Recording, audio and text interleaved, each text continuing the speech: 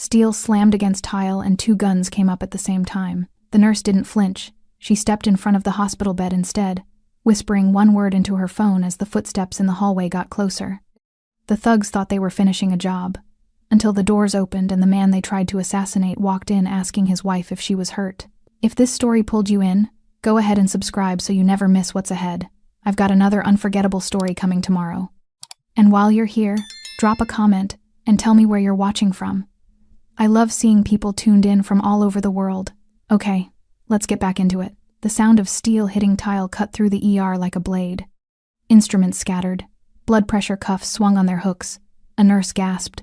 Another grabbed the edge of the counter. Overhead, the lights hummed their fluorescent indifference. And in the bed behind the IV stand, Mateo's monitor spiked once, then flattened into a fragile, stubborn rhythm. Stephanie Brito didn't move. Not when Ray raised the gun. Not when Finn stepped closer. Not when every instinct in that room screamed, "Get down, get back, get out of the way." She felt the ring on her finger smooth, cold, unyielding. The same ring Zeraldo had slipped on 3 years ago in a private ceremony, with no cameras, no witnesses, no trail. And somewhere in the corridor beyond the ER doors, footsteps echoed. Slow, controlled, coming closer. The 2 men pointing guns at her had no idea. They thought they were finishing a job. They were walking into a death sentence. 6 hours earlier, Street Gabriel Medical Center sits in the industrial quarter, wedged between shipping yards and century-old warehouses that smell like rust and seawater. It's not the kind of hospital that makes the news unless something goes catastrophically wrong. The paint peels in the stairwells. The elevators groan. The ER waiting room has chairs older than most of the staff, but it runs. And Stephanie Brito had been keeping it running one shift, one crisis, one saved life at a time, for longer than most people lasted in a place like this. She started her mornings the same way every time. 4th floor, break room, window facing east. Espresso from the Italian cafe, 2 blocks over the good stuff, dense and bitter and perfect. She'd watch the cranes pivot over the docks, the ships inching toward harbor, the sun crawling up from the waterline and setting the city on fire. 15 minutes of peace. Then scrubs, badge, shift. No one asked about her life outside these walls. No one knew the man she'd married. And no one ever followed her home. At 6:47 a.m., Stephanie clipped her badge to her scrub pocket and headed downstairs. The ER smelled like every ER she'd ever worked in. Antiseptic, coffee, fear. The night shift was wrapping up tired faces, stained scrubs, the particular exhaustion that comes from holding people together when they're falling apart.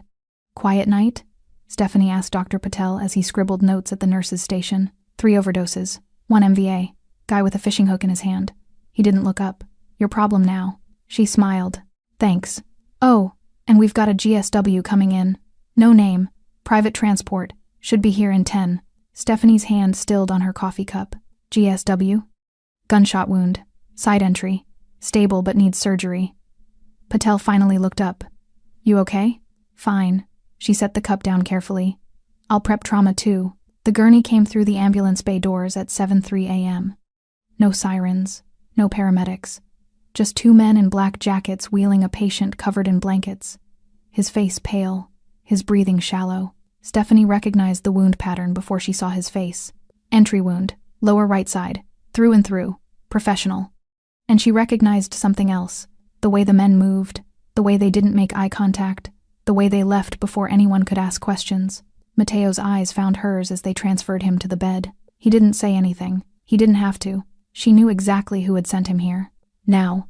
Ray's gun hadn't wavered in 30 seconds. Step aside, he said again. Stephanie stood in her blue scrubs, hair pulled back, no makeup, no jewelry except the ring she never took off. Behind her, Mateo lay motionless on the hospital bed, IV dripping antibiotics, chest rising and falling in shallow rhythms. The surgical tray she'd been organizing lay scattered across the floor, forceps, gauze, a scalpel glinting under the fluorescent lights. 4 other medical staff stood frozen behind cabinets and counters. Dr. Patel, 2 nurses, an intern who'd started last month, all of them staring, all of them silent. I said move. Ray's voice was steady, practiced. He wore a black hoodie, face partially obscured, but his eyes were visible, cold, certain. Finn stood to his left, gun raised but hands less steady. Younger. Newer to this. Stephanie looked at Ray without blinking. No. The word landed like a stone in still water. Ray's jaw tightened. You don't know who you're protecting. Oh. Stephanie's voice was calm, almost gentle. I do. Finn glanced at Ray, confused. Ray stepped closer. Then you know what happens if you don't move. You fire that gun in here, Stephanie said quietly, and you won't leave this building. You think hospital security scares me? No. Her eyes didn't leave his. I don't. Something in her tone made Finn hesitate. Ray didn't. Last chance. Stephanie reached into her pocket. Both guns swung toward her. She pulled out her phone, unlocked it with her thumb, typed one word, visitors, and pressed send. The footsteps in the hallway stopped. For 3 seconds, there was only silence.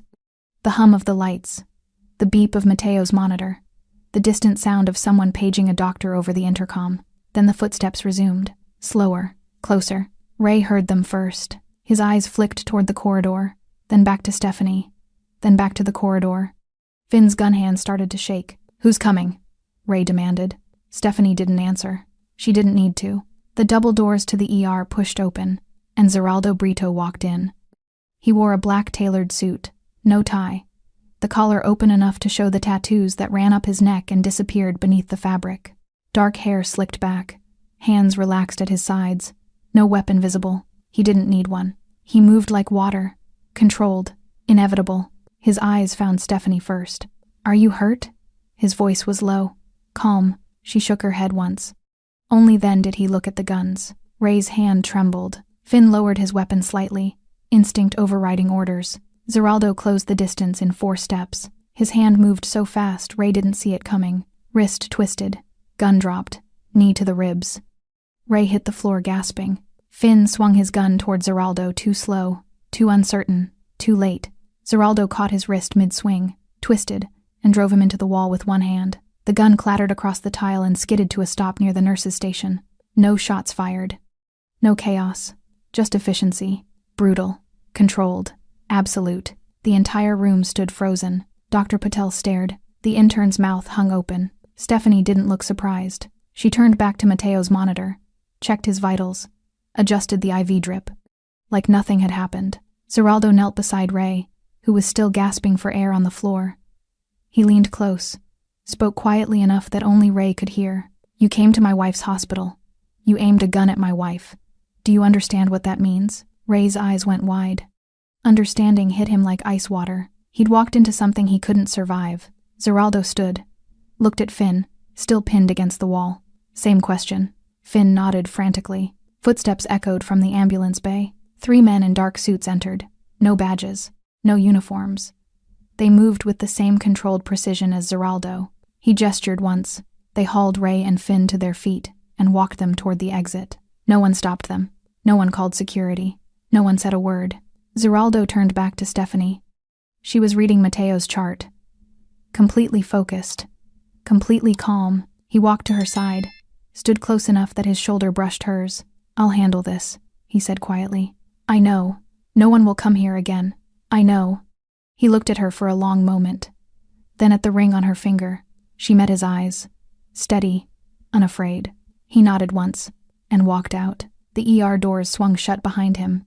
Silence settled like dust. Dr. Patel finally found his voice. Who? Was that? Stephanie didn't look up from the chart. Just a visitor. The whispers started before Stephanie's shift ended. She heard them in the supply closet. Caught fragments near the medication dispensary. Felt the weight of eyes following her down every corridor. Did you see him? The way he moved. Who was that guy? Is he her? No one asked her directly. No one dared. Stephanie finished her charting. Checked on Mateo one last time, stable, sleeping. Guards posted outside his room that no one questioned, and clocked out at 3:47 p.m. The same black car waited in the staff parking lot, the same driver who never spoke, the same tinted windows that hid her from the world. She slid into the back seat and let her head fall against the leather headrest. Her hands were steady. They'd been steady all day. But now, alone in the silence, she felt the adrenaline finally begin to drain. She closed her eyes and remembered the first time she'd seen those same hands covered in blood. 3 years and 4 months earlier. The penthouse bathroom was all white marble and gold fixtures. Stephanie had been there exactly twice before. Once for dinner. Once because Zeraldo had asked her to come, no explanation, just urgency in his voice she'd never heard before. She arrived at 11:30 p.m. with her nursing bag. He opened the door himself.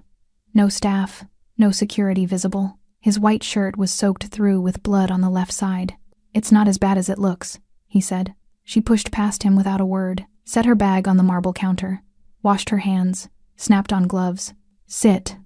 He sat on the edge of the bathtub. She cut away the shirt, found the wound, glass embedded in his shoulder from the window he'd gone through during the nightclub ambush she'd heard about on the news.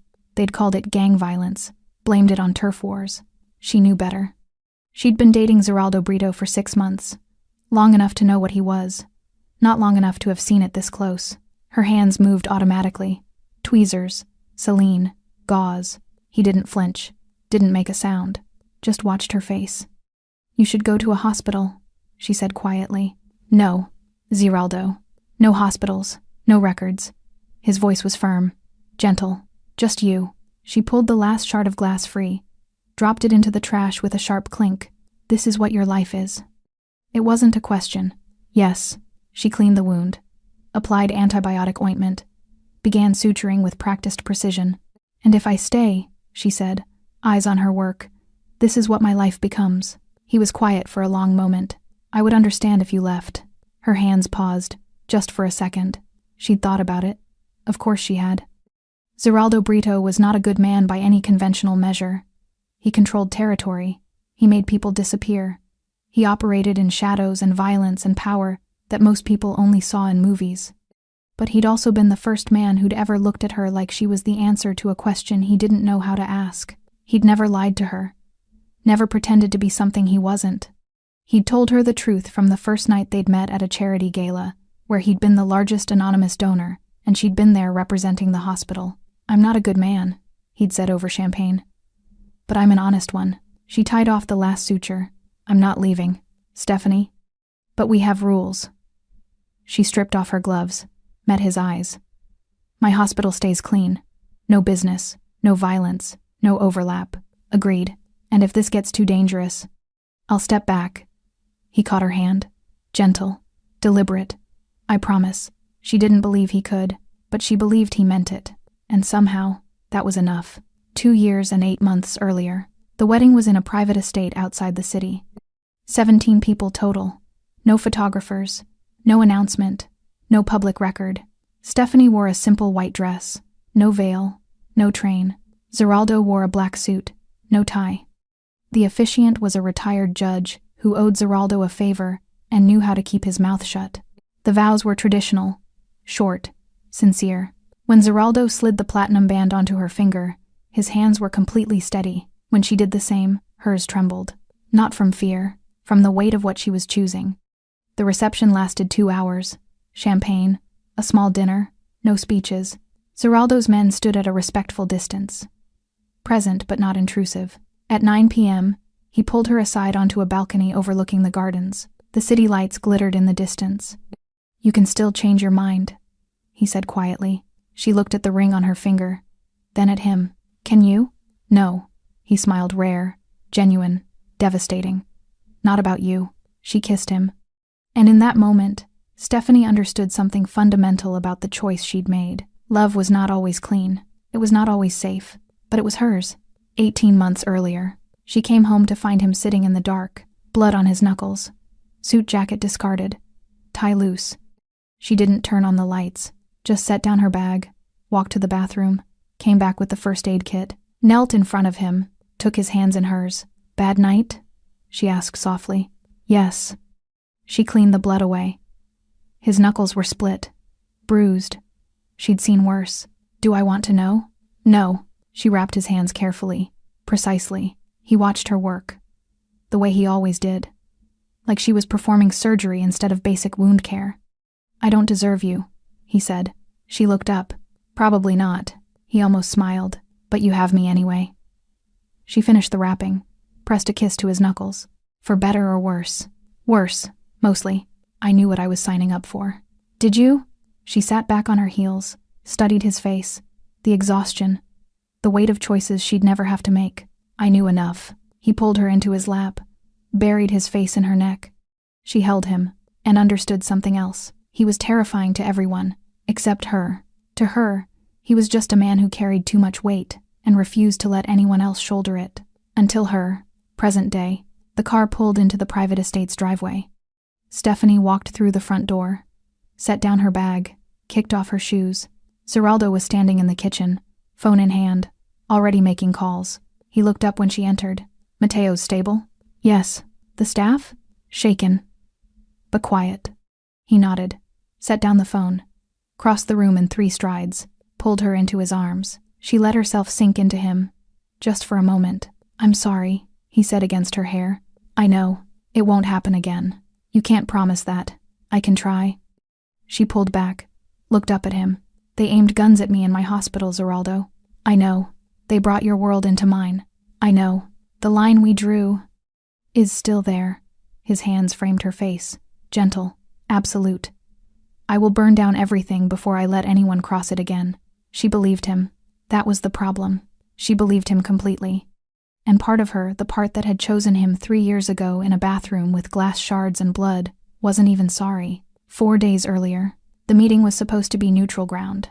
An old warehouse on the east side, converted into a private event space that hosted everything from corporate retreats to underground poker games, the kind of place where questions weren't asked and security cameras didn't work. Zeraldo arrived at 10 p.m. with 3 men.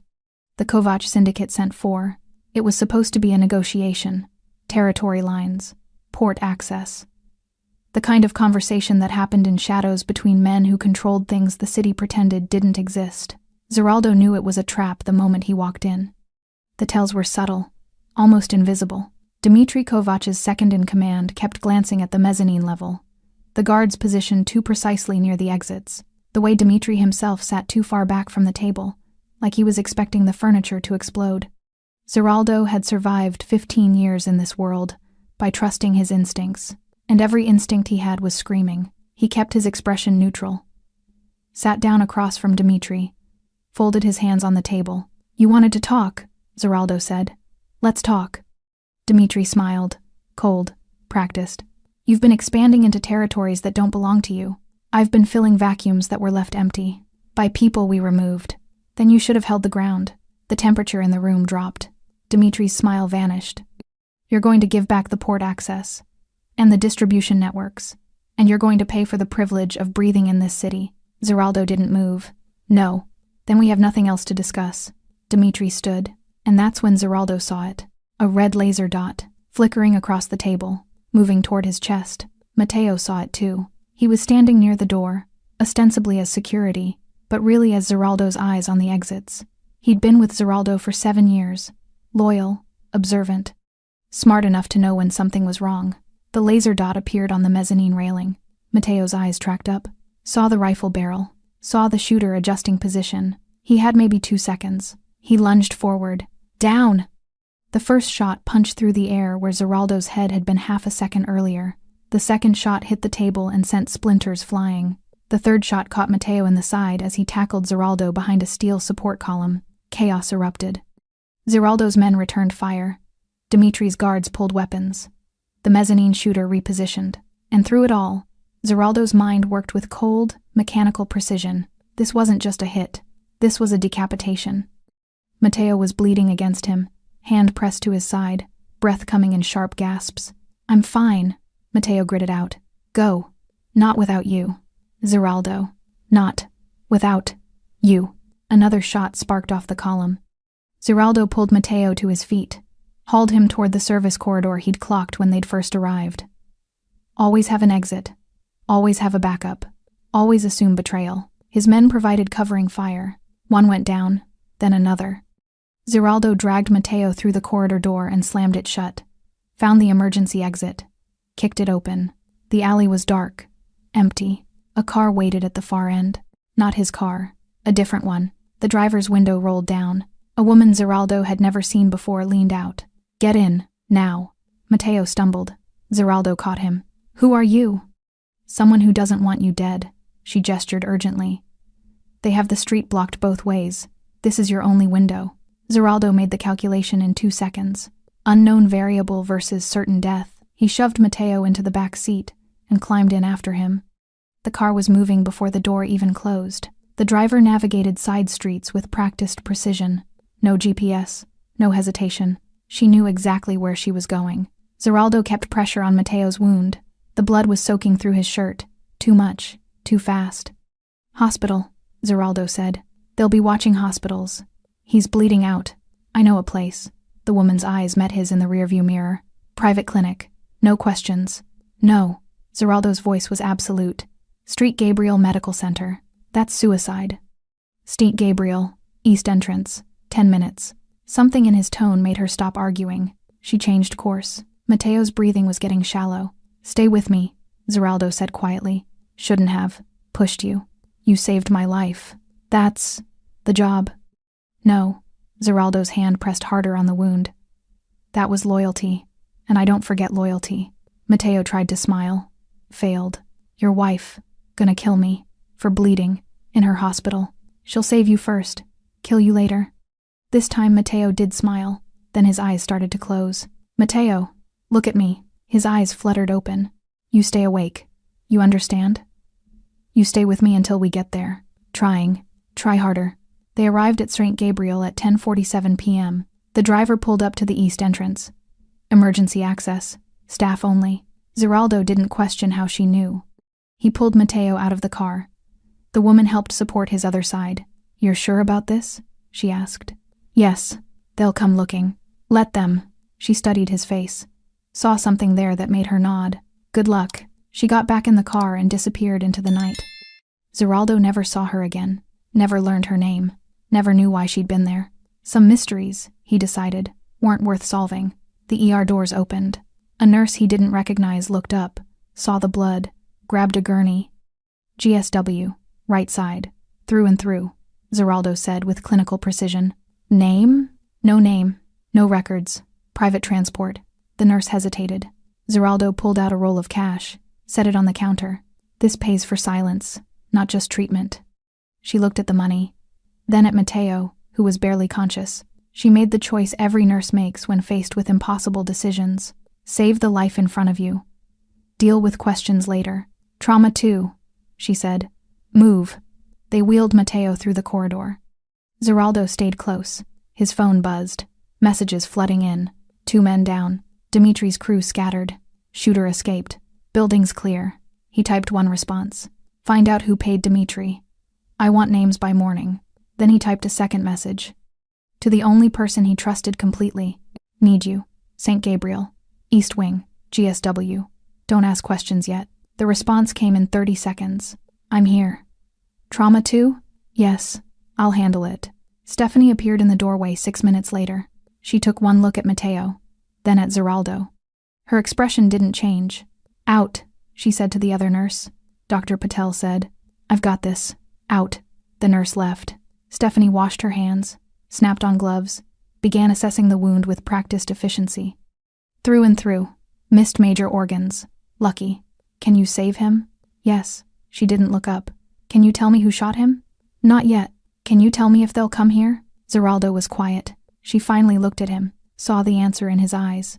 Zeraldo. I'll have men outside. Discreet. No one will know he's here. You promised. I know what I promised.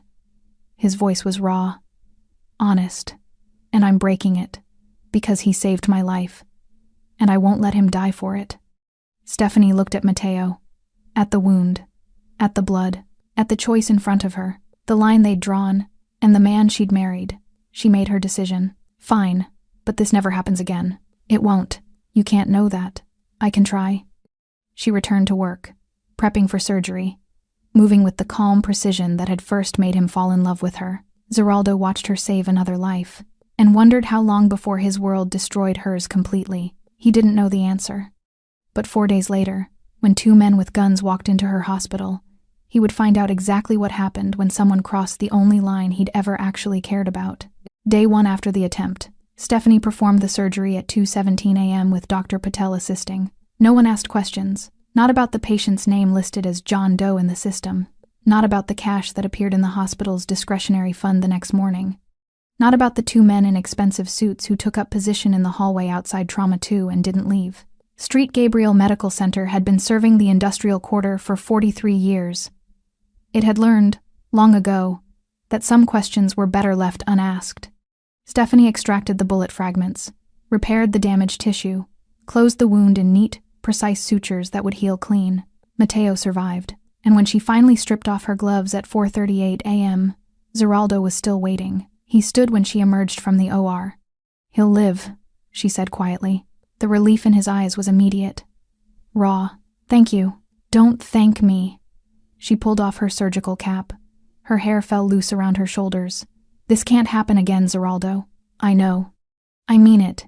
You brought this here, to my hospital. I had no choice. There's always a choice." Her voice was firm, not angry, just absolutely certain. "And you chose to cross the line we drew." He didn't argue, couldn't argue. She was right. "What do you need from me?" he asked. "Security, discreet, no uniforms, no weapons visible. And the moment Matteo can be moved safely, he disappears. Done. And you need to find out who did this. Already working on it." She studied his face. The exhaustion, the controlled violence simmering just beneath the surface. "Be careful," she said softly. "I'm always careful." "No, you're always strategic. There's a difference." She kissed his cheek, brief, gentle, then walked away to finish her shift, left him standing in the hallway with the weight of everything he'd brought into her world. Day 2. Zeraldo didn't sleep. He made calls, pulled strings, applied pressure in all the places pressure worked best. By noon, he had a name: Gregor Sidorov, a broker, a facilitator, the kind of man who arranged things for people who wanted their hands to stay clean. Dmitry Kovac had paid him $60,000 to coordinate the assassination, but Dmitry was small-time, mid-level. He didn't have the resources or the nerve to move against Zeraldo without backing. Someone bigger had ordered it, someone with reach. Someone who wanted Zeraldo gone badly enough to risk open war. Zeraldo sat in his estate office, city skyline visible through floor-to-ceiling windows, and played the chess game 3 moves ahead. Who benefits from my death? Who's been quietly consolidating while I've been expanding? Who has the connections to hire Sidorov and the ambition to gamble on a public hit? The answer came to him at 3:47 p.m. Alexei Reznik. Russian Syndicate. Old money. Careful operations. He'd been circling Zeraldo's territory for 2 years, never quite moving against him directly, always working through proxies. This had his fingerprints all over it. Zeraldo picked up his phone, made one call. "Find Sidorov. I want him alive. I want him talking, and I want it done quietly." The response was immediate. "Consider it done." Day 3. Stephanie checked on Matteo 4 times during her shift. Each time, he was awake, alert, healing faster than most GSW patients. "You're stubborn," she said, adjusting his IV. Family trait. He managed a weak smile. "You know who I am." It wasn't a question. Matteo nodded carefully. "Known since the beginning. Zeraldo doesn't hide things from people he trusts. And you're one of those people." "I try to be." She checked his vitals. Blood pressure good, temperature normal, no signs of infection. "Why did you take the bullet for him?" Matteo was quiet for a moment. "Because some men are worth dying for, and Zeraldo's one of them. Even knowing what he is, especially knowing what he is." Matteo's eyes were steady. Sincere. "He's not a good man, but he's a loyal one. And in our world, that's rarer than you'd think." Stephanie understood that more than she wanted to admit. "The men who shot you," she said carefully. "They're going to want to finish what they started." "I know. And they might trace you here." "I know that too." She met his eyes. "If they come to my hospital, I won't let them hurt you." "You shouldn't make promises like that." "I'm not making a promise." Her voice was calm. "Absolute. I'm drawing a line." Matteo studied her face. Saw the same steel that Zeraldo had fallen in love with. "He's lucky to have you," Matteo said quietly. "We'll see if you still think that when this is over." Day 4 morning. Gregor Sidorov was found in a warehouse on the south side. He talked for 47 minutes, gave up everything. Dmitry Kovac was just the trigger man. The money came from Reznik. The plan had been in motion for 6 months. Kill Zeraldo, destabilize his operations, move in before his lieutenants could consolidate power. Clean, simple, efficient. Except Matteo had seen the laser sight. 1 loyal man, 2 seconds of warning. The difference between a successful coup and a declaration of war. Zeraldo listened to the recording of Sidorov's confession, then made 3 calls. First, to his lawyers. Freeze Reznik's legitimate business holdings. legal warfare. Second, to his financial contacts. Cut Resnick's access to cash flow. Economic pressure.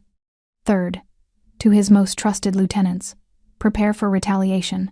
Strategic positioning. He didn't want war. War was expensive, messy, unpredictable, but he would absolutely finish what Resnick had started. Day 4 afternoon.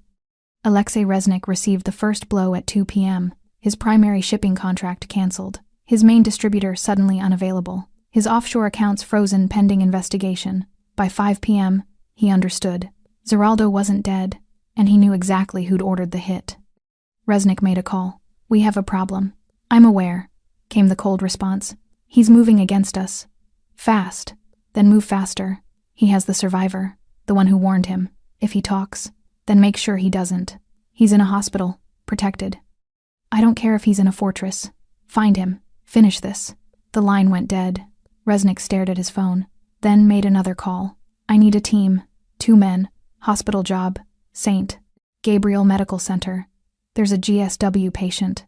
No name. Trauma wing. I need him gone." "When?" "Tonight. It'll cost extra. I don't care what it costs. Just get it done." Day 4 evening. Stephanie felt it before she saw it. The shift in atmosphere. The way the security guard Zeraldo had posted suddenly went on alert. The way her phone buzzed with a message at 6:47 p.m.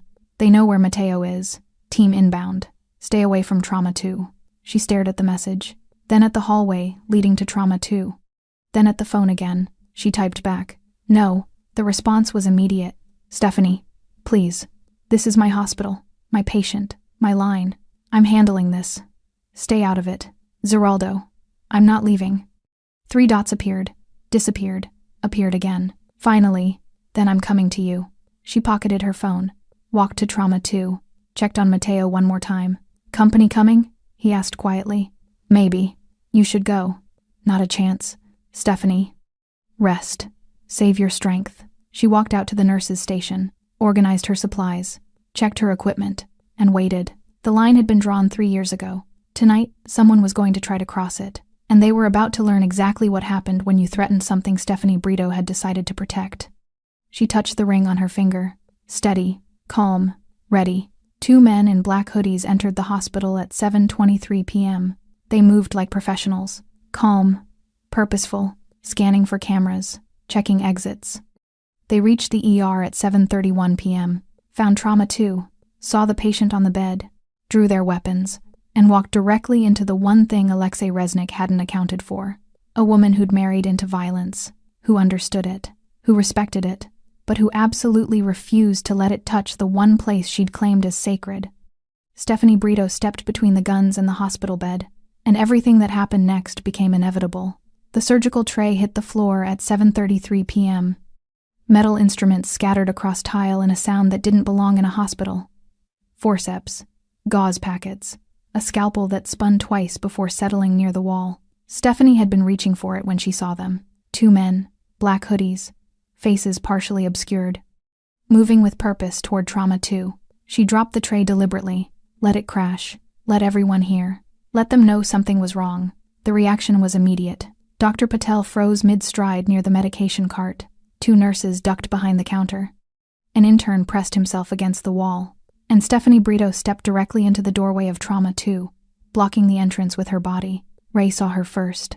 He was older, mid-30s, hard eyes, practiced movements. His gun came up smooth, professional, aimed past her shoulder at Mateo, who lay on the hospital bed, IV dripping, chest rising and falling in shallow breaths. Finn stood to his left. Younger. Maybe 25. His weapon wasn't quite as steady. "Step aside," Ray said. His voice was calm, matter of fact, like he was asking her to move out of the way in a grocery store aisle. Stephanie didn't move. Behind her, she heard Mateo's monitor beep. Steady, stable. She felt the weight of her phone in her pocket. The message already sent. Visitors. 1 word. That's all it had taken. "Step aside," Ray repeated. Stephanie looked at him directly. "No." The word landed in the ER like a stone. Dr. Patel's eyes went wide. The nurses behind the counter exchanged glances. The intern looked like he might pass out. Finn shifted his weight. Uncertain. Ray's expression didn't change. "You don't want to do this," he said. You're right. Stephanie's voice was steady, calm, almost conversational. I don't want to do this, but here we are. We're not here for you. You're in my hospital, pointing guns at my patient. You're absolutely here for me. Ray took a step closer. Stephanie held her ground. Behind her, she heard Mateo try to sit up, heard the rustle of sheets and the catch in his breathing. Stay down, she said without turning around. Stephanie, Mateo's voice was weak, strained. I said stay down. Ray's jaw tightened. Last chance. Move or this gets ugly. It's already ugly. Stephanie's eyes never left his. You brought guns into a hospital. You threatened a patient under my care. The only question now is how this ends.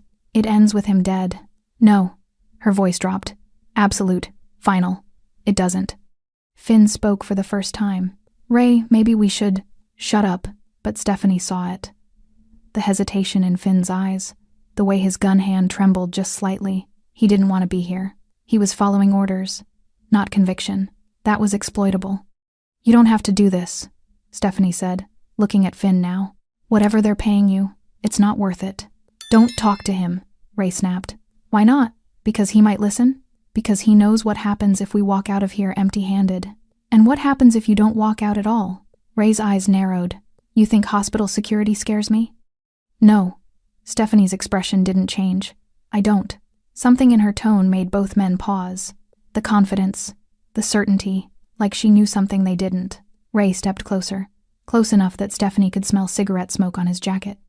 You're protecting a criminal. You know that, right? I'm protecting a patient. He's a gunman. He works for... I don't care who he works for. Stephanie cut him off. Inside this hospital, he's a human being with a GSW who needs medical care, and that's all that matters. Noble. Ray's voice dripped sarcasm. But stupid. Maybe. You're going to die for him? Stephanie was quiet for a moment. She thought about Zeraldo, about the bathroom 3 years ago, about glass shards and blood and the choice she'd made to stay, about every choice since then. If I have to, she said quietly. Ray stared at her, trying to find the angle, the leverage, trying to understand what kind of person stood between 2 loaded guns and certain death without flinching. You don't know who you're protecting, he said finally. Stephanie almost smiled. Oh, I do. The confusion on Ray's face was immediate. Finn lowered his gun slightly, completely lost. What? Ray demanded. Stephanie reached into her pocket. Both guns swung toward her. Easy, she said. Just my phone. She pulled it out slowly, unlocked it with her thumb, showed them the screen. 1 word sent. 7 minutes ago. Visitors. Who did you... Ray started. Then he heard them. Footsteps. In the corridor beyond the ER entrance. Not running. Not rushing. Slow. Controlled. Deliberate. The sound of someone who didn't need to hurry, because they knew exactly what they were walking into. Ray's face went pale. No, he whispered. The footsteps got closer. Finn backed up a step. Then another. Ray? Who is that? Ray didn't answer. Couldn't answer. Because he'd just put together what Stephanie had known from the moment they walked in. This wasn't some random hospital. This wasn't some random patient. And she wasn't some random nurse. The double doors to the ER pushed open. Zeraldo Brito entered like a storm front. Black tailored suit. No tie. Shirt open at the collar showing the tattoos that crawled up his neck.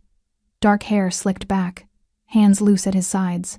No weapon visible. He didn't need one. The air itself seemed to change when he walked in. Pressure. Weight. Inevitability. His eyes found Stephanie first. Scanned her head to toe. Looking for injuries. For blood. For anything wrong. Are you hurt? His voice was low. Calm. Stephanie shook her head once. No. Only then did he look at the guns. At Ray, who'd gone completely still. At Finn, whose weapon was now pointed at the floor. At the surgical tray scattered across the tile. At the frozen staff behind the counter. At everything that had happened in his wife's hospital while he wasn't there to stop it. His expression didn't change, but something in his eyes went absolutely cold. Ray understood in that moment. He'd walked into something he couldn't walk out of. You came to my wife's hospital, Zeraldo said quietly. Ray's gun hand started to shake. You pointed guns at my wife. Finn dropped his weapon entirely. It clattered on the floor.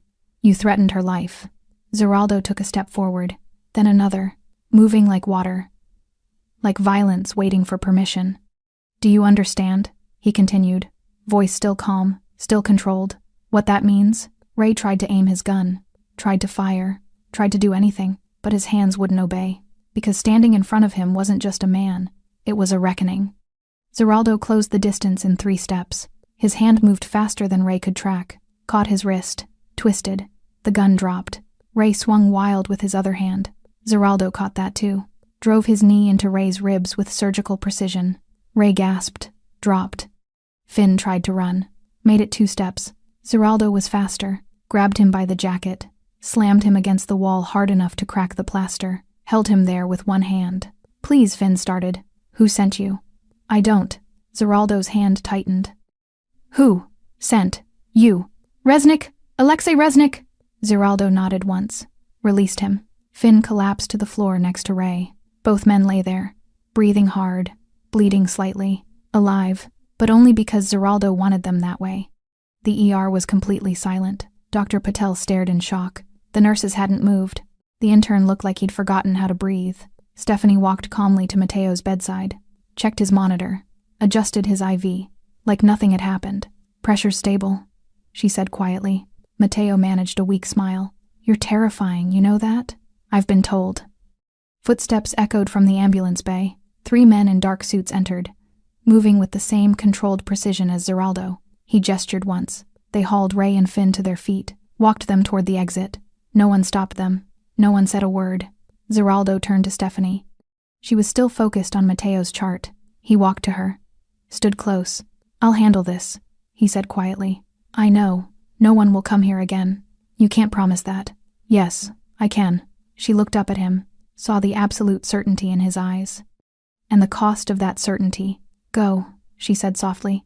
"Do what you need to do." He touched her face, brief, gentle, then walked out of the ER. The doors swung shut behind him. Silence settled like ash. Dr. Patel finally found his voice. "Who was that?" Stephanie returned to her charting. "Just a visitor." The black SUV pulled away from St. Gabriel Medical Center at 7:52 p.m. Ray and Finn sat in the back seat, hands zip-tied behind them, flanked by 2 of Zeraldo's men who hadn't spoken a single word. Zeraldo sat in the passenger seat, silent, still, the kind of quiet that preceded violence. The driver navigated through the industrial quarter, past shuttered warehouses and empty lots, toward the part of the city where streetlights stopped working and no one called the police. Ray tried once to speak. "Listen, we were just..." The man beside him drove an elbow into his ribs. Ray gasped. "Shut up." Finn was crying silently, tears streaming down his face. He was 24 years old, 3 months into working for Resnick's crew. This was supposed to be easy money, simple jobs, no real danger. He'd been lied to. Zeraldo's phone buzzed. He answered without checking the ID. "Talk." "Estate is secure. Room's ready." The voice on the other end was calm, professional. "Good. 20 minutes. He ended the call, looked at Ray in the rearview mirror. "You made a mistake tonight." Ray said nothing. "You walked into my wife's hospital. You pointed a gun at my wife. You threatened the one thing in this world I've tried to keep separate from what I do." Zeraldo's voice was perfectly calm. Somehow that made it worse. "I've killed men for less. You understand that, right?" Ray nodded slowly. "But I'm not going to kill you." Zeraldo turned in his seat, made eye contact. "Not yet. First you're going to tell me everything. Who sent you? How they found Mateo? What else they're planning?" "I don't know anything." "Yes, you do. And you're going to tell me, because the alternative is so much worse than death that you can't even imagine it." Finn sobbed harder. Ray stared at Zeraldo, saw something in those eyes that made his bladder clench. This wasn't a man. This was a force of nature. And they'd made the fatal mistake of getting in his way. The estate sat on 12 acres outside the city limits. No neighbors, no witnesses, no one to hear anything that happened inside. The SUV pulled through the gate at 8:14 p.m., drove past manicured gardens and a fountain that looked like it belonged in a European plaza, stopped at a secondary building, separate from the main house, soundproof. The men hauled Ray and Finn out of the vehicle, marched them inside, down a hallway with concrete floors and fluorescent lights, into a room with a drain in the center of the floor. 2 chairs, both bolted down. They were shoved into the seats. Zip ties cut, hands secured with metal cuffs attached to the chair arms. Finn was hyperventilating now. Ray tried to stay calm, tried to think. There had to be a way out of this. There had to be. Zeraldo walked in. He'd removed his suit jacket, rolled up his sleeves. The tattoos on his forearms were visible now. Intricate, deliberate. each one marking something. Someone. A history written in ink and violence. He pulled up a third chair, sat down facing them, folded his hands. Let's begin. Ray broke first. It took 11 minutes. No torture. No physical pain. Just questions. And the growing certainty that lying would make things exponentially worse. Resnick sent us, Ray said finally. Alexei Resnick. I know that. Tell me something I don't know. He's been planning this for months. The hit on you. Taking your territory. He's got backing. Financial. Political. From who? I don't know. I swear I don't know. That's above my level. Zeraldo studied his face. Believed him. How did you find Mateo? Tracker. We got a signal from the warehouse where the hit went down. Followed it to the hospital. What tracker? In his phone. We didn't know it was there until after he ran. Zeraldo's jaw tightened. Someone on his side had planted a tracker. Someone close enough to access Mateo's phone. Internal betrayal. That complicated things. Who else knows Mateo's at Street Gabriel? Just us. And Resnick. You reported in? Before we went in, yeah. What did you tell him? That we found the target. We were going in to finish it. Did you tell him the hospital name? Ray hesitated. Zeraldo leaned forward. Did you tell him? Yes. Zeraldo stood, walked to the corner of the room, pulled out his phone, made a call. Pull Mateo out of Street Gabriel. Now. They know where he is. A pause. I don't care if he's stable. Move him. Private location. No records. Another pause. And double security on Stephanie. If anyone even looks at her wrong, I want to know about it. He ended the call, turned back to Ray and Finn. What else? Finn told them about the financial operation. How Resnick had been systematically undermining Zeraldo's legitimate businesses, shell companies, frozen assets, legal challenges designed to bleed resources. The assassination was supposed to be the final blow. Remove Zeraldo. Chaos follows. Resnick sweeps in and consolidates everything. Clean. Efficient. Except it hadn't worked. He's going to try again, Finn said through tears. He has to. He's already committed. If he backs down now, he looks weak. And in this world, weakness is death, Zeraldo finished. I know. He paced the room, processing, calculating. Resnick had made this personal. Not just business, not just territory. He'd sent men to Stephanie's hospital. He'd crossed the one line Zeraldo had made absolutely clear. That changed everything. Here's what's going to happen, Zeraldo said quietly. I'm going to dismantle everything Resnick has built. His businesses, his connections, his reputation. And then, when he has nothing left, when everyone he trusted has abandoned him, I'm going to give him a choice. Ray stared at him. What choice? Disappear, or die. He'll never disappear. His pride. Then he'll die. Zeraldo's voice was flat. Final. I don't actually care which he chooses. At 9:47 p.m., Zeraldo's phone rang. Stephanie. He answered immediately. Are you okay? I'm fine. Her voice was steady, calm. Mateo's being moved? Yes. Safer location. You could have told me. I'm telling you now. She was quiet for a moment. The staff is asking questions. Let them ask. Zeraldo. What do you want me to say, Stephanie? That I'm sorry? I am. That it won't happen again? I'll do everything in my power to make sure it doesn't, but I can't change what already happened. I know. Her voice softened. I'm not angry. I'm just processing. Are you safe? I have 3 of your men outside the ER pretending to be contractors. It's a little obvious. Despite everything, he almost smiled. They'll be subtle. They're carrying concealed weapons in a hospital. There's no subtle. They'll try. She sighed. When will you be home? Late. I have things to handle. Things. Yes. Will these things involve violence? He was quiet. Zeraldo. Some, he admitted, but controlled, strategic, nothing that traces back to you. That's not what I'm worried about. Then what are you worried about? You? Her voice was soft, honest. I'm worried about you. Something in his chest tightened. After everything. After guns in her hospital. After threats to her life. She was worried about him. I'll be careful, he said. Promise me. I promise. I love you. I love you too. He ended the call, stood there for a moment, then turned back to Ray and Finn. Last question, he said. Does Resnick know who Stephanie is? Does he know she's my wife? Ray shook his head. No. No one knows. We didn't even know until you showed up. Zeraldo nodded slowly. That was something, at least. Stephanie's anonymity was still intact, her protection, still possible. What happens to us? Finn asked quietly. Zeraldo looked at him. Young, stupid, terrified, reminded him of men he'd known years ago. Men who'd made bad choices and paid for them. Men he'd killed without hesitation. But tonight felt different. Tonight, mercy felt like a weapon. You're going to disappear, Zeraldo said. New city, new names, new lives.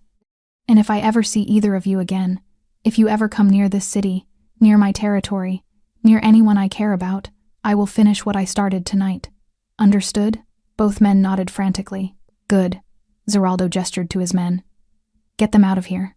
At 11:23 p.m., Zeraldo finally headed home. The estate was quiet. Dark except for a single light in the bedroom window. Stephanie was waiting. She always waited. He walked through the front door, set down his keys, climbed the stairs, found her sitting on the bed, still in her scrubs, reading a medical journal. She looked up when he entered, set the journal aside, patted the bed next to her. He sat. She took his hand, examined his knuckles. No blood this time. No injuries. It's handled? She asked. For now. For now. Resnick's still out there. But he knows I'm coming. And then what? Zeraldo was quiet. Then it ends, he said finally. One way or another. She leaned her head against his shoulder. I meant what I said, about being worried. I know, this life you lead. I know. She lifted her head, looked at him. We should talk. About the future. About what happens when this is over. Okay. Not tonight. You're exhausted. Tomorrow then. She kissed him. Soft. Gentle. A reminder that despite everything, despite the violence and the danger and the impossible choices, this was still real. They were still real. Come to bed, she whispered. He did, and for a few hours, the storm outside quieted, but dawn was coming, and with it, the reckoning Zeraldo had promised. Day 5, 3:47 a.m. Zeraldo couldn't sleep. He stood at the bedroom window, watching the city lights flicker in the distance, while Stephanie slept behind him in the bed they'd shared for 3 years. His mind worked through scenarios, contingencies, chess moves on a board that was getting more complicated by the hour. Resnick knew about Mateo. Resnick knew about Street Gabriel, but Resnick didn't know about Stephanie. That was the only advantage Zeraldo had left. His phone vibrated on the nightstand. He grabbed it before it could wake her. A message from his head of security. Gregor Sidorov secured. Location Alpha. Waiting for you. Zeraldo typed back. On my way. He dressed quietly. Black pants, black shirt. The shoulder holster he only wore when he expected things to get complicated. Stephanie stirred. Where are you going? Her voice was thick with sleep. Work. At 4 in the morning? He walked to the bed. Kissed her forehead. Go back to sleep. She caught his hand. Be careful. Always. She didn't believe him. Neither did he, but they both pretended. Location, Alpha, 4:31 a.m. The abandoned factory on the waterfront had served many purposes over the years. Legitimate business. Storage facility. Meeting ground for transactions that couldn't happen in daylight. Now it was an interrogation room. Gregor Sidorov sat in a metal chair in the center of the empty warehouse floor, hands zip-tied behind his back, face bruised, lip split. He'd resisted when they'd grabbed him outside his apartment, fought hard enough to break one man's nose before 3 others subdued him. He was a survivor, a professional, but professionals broke just like everyone else. It just took longer. Zeraldo walked across the concrete floor, his footsteps echoing in the cavernous space. 2 of his men stood in the shadows, silent, watching. Sidorov looked up. Blood trickled from the corner of his mouth. Zeraldo Brito. His accent was thick, Eastern European. I wondered when you'd come. You knew I would. Men like you always do. Sidorov tried to smile. Failed. You want information. Yes. And if I give it to you, what? You let me go? Maybe. You're lying. Probably. Zeraldo pulled up a chair, sat down facing him. But you'll talk anyway. The only question is how long it takes. Sidorov studied him, calculating, measuring, looking for weakness. He wouldn't find any.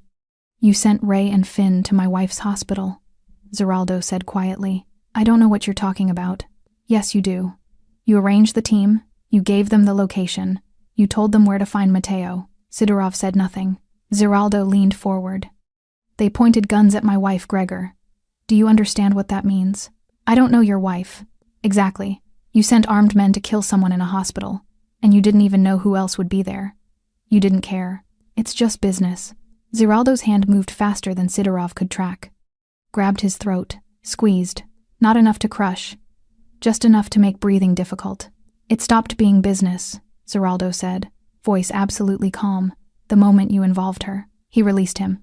Sidorov gasped, coughed. Who hired you? Zeraldo asked. Sidorov wiped blood from his mouth with his shoulder. You already know. I want to hear you say it. Alexei Reznik. What did he pay you? 60,000. Half up front, half on completion. And the assassination attempt at the warehouse? I arranged it. Dmitry Kovach was the front man.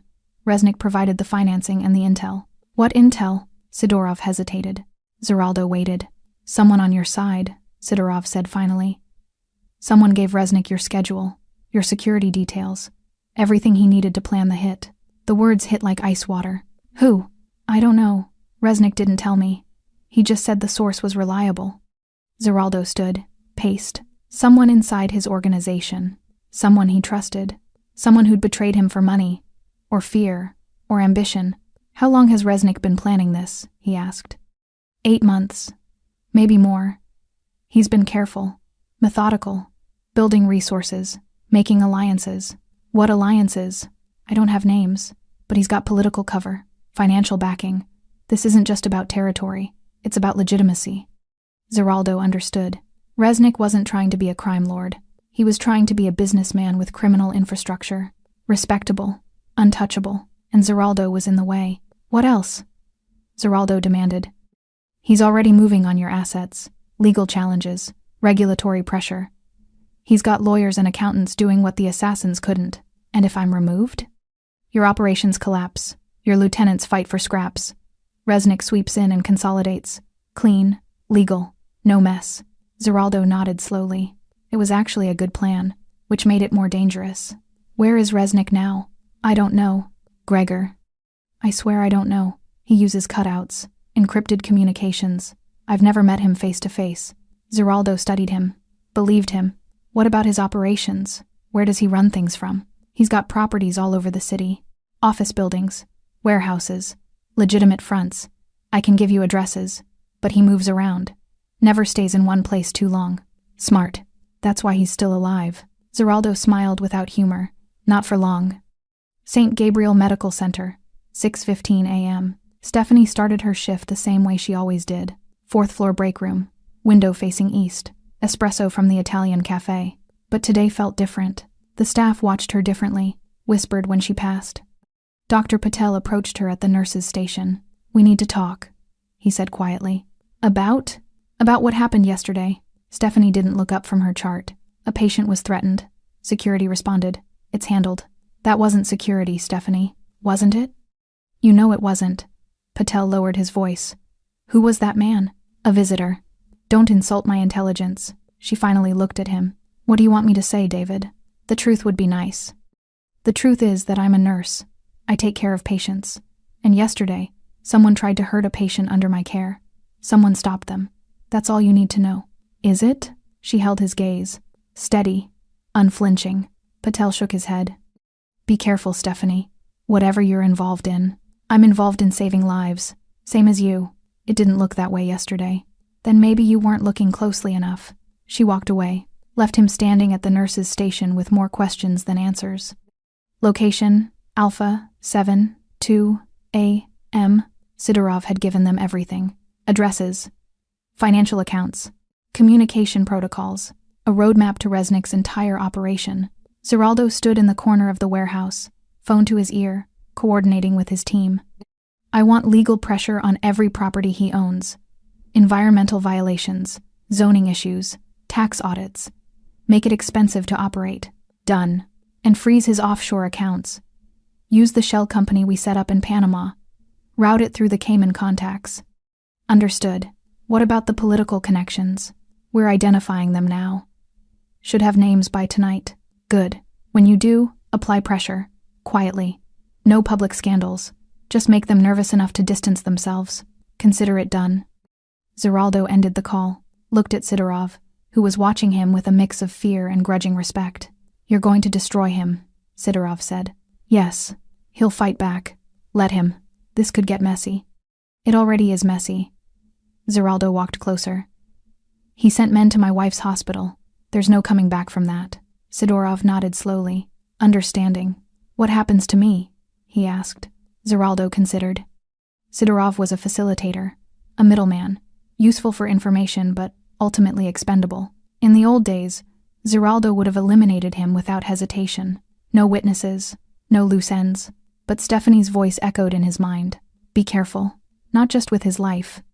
With his soul. You disappear, Zeraldo said finally. New city, new identity, and you never speak about this to anyone. Ever. And if I do, I'll know, and I'll find you, and what happened to you tonight will feel like mercy. Sidorov swallowed hard. Understood. Zeraldo gestured to his men. Get him out of here. They cut the zip ties, hauled Sidorov to his feet, walked him to a waiting van. Zeraldo watched them leave, then pulled out his phone, called his financial team. Start the cascade. I want Resnick's assets frozen by noon, his businesses audited by end of day, and his connections scrambling by nightfall. That's aggressive. It's war. And he started it. Private Estate 8:34 a.m. Zeraldo returned home to find Stephanie in the kitchen, still in her scrubs, coffee in hand. You're home early, he said. Double shift got cancelled. Budget cuts. She looked at him. You look exhausted. Long night. Did you find what you needed? Yes. She walked to him, touched his face. What happens now? I take everything Resnick has, piece by piece, until there's nothing left. And then? Then he makes a choice. Disappear or die. She was quiet for a long moment. This is who you are. It wasn't a question. Yes. And I married you knowing that. Yes. She kissed him. Soft. Deliberate. Then finish it, she whispered. But come back to me. Always. She stepped back. I'm going to shower. Then sleep. Wake me if the world ends. I will. She walked upstairs, left him standing in the kitchen with the weight of what came next. Zeraldo pulled out his phone, made one final call. It's time. Execute the plan. Everything we discussed. I want Resnick crippled by end of business today. Understood. He ended the call. Looked out the window at the city waking up. Somewhere out there, Alexei Resnick was about to learn what happened when you threatened the wrong man's wife. The storm was coming, and Zeraldo Brito was bringing it. 11:47 a.m. The first domino fell at exactly noon. Resnick's primary shipping contract, valued at $4.2 million annually, was terminated with immediate effect. Environmental violations, paperwork irregularities, issues that had existed for months, but were suddenly, inexplicably, priorities for the regulatory board. The second domino fell at 12:34 p.m. His main distribution network received notice of a federal audit. Tax discrepancies dating back 3 years. Nothing concrete yet. Just enough smoke to make his partners nervous. By 1:15 p.m., the third domino tipped. His offshore accounts, the ones hidden behind shell corporations in Panama and the Cayman Islands, were frozen, pending investigation into money laundering allegations. Zeraldo sat in his estate office, watching reports come in on 3 different screens. His phone rang constantly. Updates. Confirmations. Complications. He handled each one with surgical precision. The warehouse on 5th Street? He asked. Condemned. Structural violations. The restaurant chain? Health department shut down 2 locations. More coming. Political connections? Senator Mitchell's office returned Resnick's donation. Said they're re-evaluating their donor relationships. Zeraldo allowed himself a small smile. Fear was contagious in political circles. Once one connection broke, others followed. Self-preservation always won. 2:43 p.m. Alexei Resnick stood in his penthouse office, phone pressed to his ear, listening to his lawyer explain why 12 of his businesses were suddenly under investigation. This isn't coincidence, Resnick said coldly. No, it's not. Can you stop it? Some of it. Maybe. But whoever's orchestrating this has serious resources, political connections, financial leverage we can't match. Resnick ended the call, threw the phone across the room. It shattered against the wall. His second-in-command, Mikhail, stood near the door. Brito, Mikhail said quietly. Obviously. He's moving faster than we anticipated. Because we failed to kill him, and worse, we exposed ourselves. Resnick paced. Ray and Finn? Haven't reported in. Assumed captured or dead. The hospital patient? Moved. Location unknown. Resnick slammed his fist on the desk. We had one job. Kill one wounded man in a hospital. And we couldn't even manage that. What do you want to do? Resnick was quiet for a long moment, calculating, reassessing. Pull back, consolidate what we can, protect the core assets. And Brito? We negotiate. Mikhail stared at him. You want to negotiate? After everything? I want to survive. Resnick's voice was cold, pragmatic. And right now, Brito is dismantling everything we've built. We either negotiate or we lose everything. He won't negotiate. Not after we sent men to his wife's hospital. Resnick froze. What did you say? The hospital. St. Gabriel. That's where the patient was. That's where we sent Ray and Finn. I know that. What about his wife? Mikhail pulled out his phone, showed him a report from one of their informants. Security footage. Grainy. Time-stamped from the night before. A woman in blue scrubs standing between two armed men and a hospital bed. And then Zeraldo Brito walking through the doors. The way he looked at her first. The way he asked if she was hurt. The way he dismantled two armed men in seconds because they'd threatened her. Resnick's face went pale. His wife works there? Apparently. We pointed guns at his wife? Yes. Resnick sat down slowly. We're dead. We can still... No. Resnick's voice was hollow. We're dead. We just don't know it yet. 4:17 p.m. By late afternoon, Resnick had lost 40% of his operational capacity. Warehouses shut down, accounts frozen, partners distancing themselves.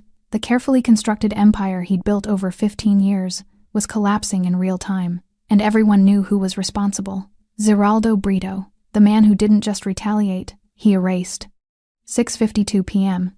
Zeraldo received the call he'd been waiting for. Unknown number. He answered. Brito.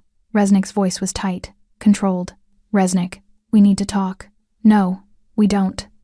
I'm willing to negotiate. Territory. Operations. Whatever you want. I want you gone. Silence. Gone where? I don't care. Out of this city. Out of this business. Disappear. And if I refuse? Then I finish what I started. And trust me, Alexei, you don't want that. You can't destroy me completely. I have resources. Had resources. Past tense. Zeraldo's voice was calm. Final. By tomorrow morning you'll have nothing. No money. No properties. No connections. No crew. That's impossible. Is it? Check your accounts. Check your properties. Check your phone. And see how many people are still taking your calls. Zeraldo could hear Resnick breathing heavily on the other end. You have 24 hours, Zeraldo continued. Pack what you can carry. Leave the city. Don't come back. And if I don't, then you'll wish I'd killed you at the warehouse. Zeraldo ended the call, sat back in his chair. The chess game was over. Resnick just hadn't accepted it yet. 8:34 p.m. Stephanie came home to find Zeraldo on the balcony, watching the city. Silent, she walked out to join him. Is it done? She asked. Almost. What happens tomorrow? Resnick disappears. Or he doesn't. Either way, it ends. She took his hand. And after that? He looked at her. Really looked at her. The woman who'd stood between guns and a patient because it was the right thing to do. The woman who'd married him knowing exactly what he was. The woman who deserved better than a life spent waiting for violence to find them. After that, he said quietly, we talk about the future. Okay, a real future. Not this. She squeezed his hand. I'd like that. They stood together as the sun set over the city. Tomorrow would bring resolution, one way or another. But tonight, they had this, each other. And for the first time in days, that felt like enough. Day 6, 7:23 a.m. Alexei Resnick didn't disappear. He made one final mistake. Pride. Instead of running, he tried to consolidate, called in favors, reached out to connections who'd already abandoned him. By 9 a.m., Zeraldo knew. By 10 a.m., his team had located Resnick's position. By 11 a.m., it was over. Stephanie was in surgery when Zeraldo's message came through. It's done. Coming home. She didn't ask for details. Didn't need them. She finished the procedure, closed the incision, handed off to recovery, went home. 2:47 p.m. Zeraldo was sitting in the living room when she arrived. Still in the same clothes from this morning. Tired, but calm. She sat down next to him. Tell me, she said quietly. Resnick's gone. Out of the city. Out of the business. He won't be back. You didn't kill him. No. Why not? He was quiet for a moment. Because you asked me to be careful, and I'm trying. She leaned her head against his shoulder. Thank you. They sat in silence for several minutes. Then Stephanie spoke. We need to talk about what happens next. I know.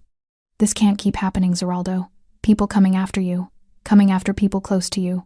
Coming after me. I know. She sat up, looked at him directly. I want children someday. A family. But not like this. Not with armed men showing up at hospitals.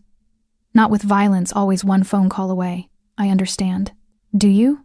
Because I need to know if you can actually step back. Not just say it. Actually do it. Zeraldo took her hands. 3 years ago, you asked me if I could walk away if things got too dangerous. I said I'd try. I meant it then. I mean it now. Trying isn't enough anymore. I know. He held her gaze. So I'm not going to try. I'm going to do it. What does that mean? It means I start reducing operations, legitimizing what I can, selling off what I can't. It'll take time, maybe a year, maybe 2, but I'll do it. Why? Because the alternative is losing you, and that's not acceptable. Her eyes filled with tears. You'd give up everything you've built? Not everything, just the parts that put you in danger. Zeraldo. I mean it, Stephanie. What happened at your hospital? Seeing those guns pointed at you. His voice cracked slightly. I can't live with that. I won't. She kissed him, deep, desperate, grateful. We'll do it together, she whispered. Figure out what comes next. Build something different. Together, he agreed. They held each other as afternoon light filtered through the windows. The violence wasn't over. It never truly was in their world, but the trajectory had changed. And for the first time, the future felt like something worth planning for. 5:15 p.m. Stephanie's phone rang. Street Gabriel Medical Center. This is Stephanie. We need you back. Multi-vehicle accident. All hands. She looked at Zeraldo. He nodded. I'll be there in 20 minutes. She grabbed her bag, kissed him goodbye. I'll be home late. I'll wait. She smiled. I know. 11:52 p.m. Stephanie came home exhausted. 3 critical patients, 2 surgeries, 1 loss. Zeraldo was still awake, had dinner waiting, wine poured. How was it? He asked. Hard. But we saved 2 of 3. That's something. They ate in comfortable silence. Then Zeraldo spoke. I met with my lawyers today. Started the process.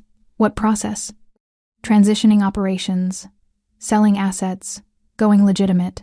Stephanie set down her fork. You're serious? Yes. How long? 18 months. Maybe less if things move smoothly. And after that? After that, I'm just a businessman with a complicated past. And you're just a nurse with a complicated husband. She laughed. Actually laughed. Just. He confirmed. She stood. Walked around the table. Sat in his lap. I love you, she said. I love you too. Even when this gets hard? Especially then. She rested her forehead against his. And for the first time in 6 days, she felt like they might actually make it through this. Together. Day 7. Street Gabriel Medical Center looked exactly the same. Same beige brick, same narrow windows, same fluorescent lights humming overhead, but something had shifted. Stephanie felt it the moment she walked through the ER doors. Staff watched her differently, not with fear, not with judgment, with respect tinged with curiosity. Dr. Patel approached her at the nurse's station. How's our mystery patient? He asked carefully. Transferred, recovering well. Good. He paused. And the visitor? Also well? Patel nodded slowly. I'm not going to ask questions, Stephanie, but if you ever need anything, I know. Thank you. He walked away, left her with the charts and the routines and the familiar rhythms of the hospital she'd worked in for years. Nothing had changed. Everything had changed. 10:34 a.m. Mateo was sitting in a private recovery facility across town when his phone rang. Zeraldo. How are you feeling? Like I got shot, but alive. Thanks to your wife. She's good at her job. She's terrifying. In the best way. Zeraldo smiled. I know. What's the damage? Mateo asked. Resnick's gone. Operations are secure. The insider who planted the tracker has been handled. Who was it? Nobody you knew. Mid-level. Got greedy. Mateo was quiet. And us? The organization? Changing. Slowly. But changing. Because of her. Because of her. Zeraldo confirmed. Good. You deserve that. So do you. Take time. Heal. When you're ready, We'll talk about what comes next. Understood. Zeraldo ended the call, looked out the window of his office. The city stretched before him. His city, for now. But soon, something different. Something quieter. Something that didn't end with guns in hospitals. 3:47 p.m. Stephanie's shift ended at 4. She changed out of her scrubs, grabbed her bag, walked through the parking lot to where the black car waited. Same driver, same tinted windows. But this time, when she slid into the back seat, Zeraldo was there. "What are you doing here?" she asked, surprised. "Picking up my wife from work. Is that allowed?" She smiled. "It's allowed." The car pulled away from St. Gabriel, drove through the industrial quarter, past the warehouses and the docks, toward the estate that had become her home. "How was your day?" Zeraldo asked. "Normal. Yours?" "Productive. Started liquidating the warehouse properties. Meeting with accountants tomorrow about the shipping contracts." "This is really happening." "Yes." She took his hand. "I'm proud of you." "For what?" "For choosing this. For choosing us." He lifted her hand, kissed her knuckles. "Easiest choice I ever made." 6:15 p.m. They had dinner on the balcony. Pasta, wine, candlelight, normal, domestic, peaceful. "I was thinking," Stephanie said, "about taking that vacation you promised me 3 years ago." "Where do you want to go?" "Somewhere quiet. No phones, no emergencies, just us." "Italy? Perfect. 2 weeks?" "Make it 3. He smiled. "Done." They talked about the future, about plans, about possibilities, about children someday, a house somewhere quieter, a life that didn't require armed security and encrypted phones. It felt impossible. It felt necessary. It felt real. 11:23 p.m. Stephanie stood at the bedroom window, looking out at the city. Zeraldo came up behind her, wrapped his arms around her waist. "What are you thinking about?" he asked. "About how we got here. About where we're going." "Regrets?" "No, never." She turned to face him. "You? Only that it took me this long to see what matters." "And what matters?" "You. This. Us." She kissed him. Slow, deep, certain. "Come to bed," she whispered. "In a minute." She walked away, left him at the window. Zeraldo looked out at the city one more time. Tomorrow he'd meet with lawyers, start dissolving the empire he'd built, begin the slow process of becoming someone different, someone better. For her. But tonight, he was still Zeraldo Brito, and the woman sleeping in his bed was still Stephanie, the nurse who'd stood between guns and a patient, the wife who'd married into violence and demanded something better, the person who'd changed everything, without even trying. He walked to the bed, slid in beside her. She curled against him automatically. Safe, loved, home. And somewhere across the city, in the ER of St. Gabriel Medical Center, the night shift continued. Lives saved, crises managed, the endless work of healing, where Stephanie Brito would return tomorrow, still just a nurse, still exactly who she'd always been. But now, finally, with a future that looked like peace. Thanks for sticking with this story until the very end. You're the reason these stories feel alive. If you're ready for another powerful journey, just tap the next video on your screen. And before you go, leave a quick comment and rate this story from 1 to 10. I'm excited to read your thoughts and connect with you in the comments.